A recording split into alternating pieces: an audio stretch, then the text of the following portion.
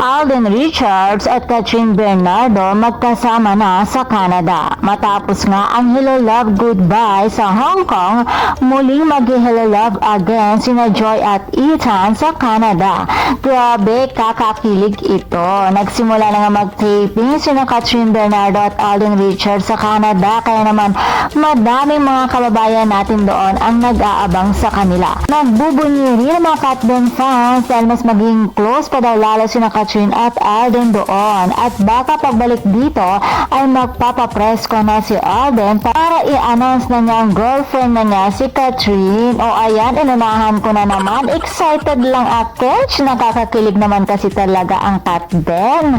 Well, abangan na lamang natin yan mga chikadora. Samantala, mapapanood na natin ang Hello Love again sa November 13, 2024.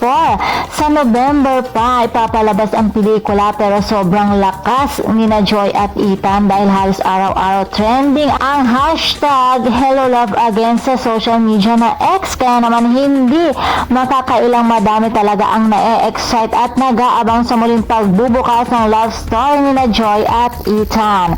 Sa aking palagay, mas madami ang kinikilig ngayon at mas na-excite sa Hello Love Again dahil nga naman gagawin ito ni Katrin na single na siya.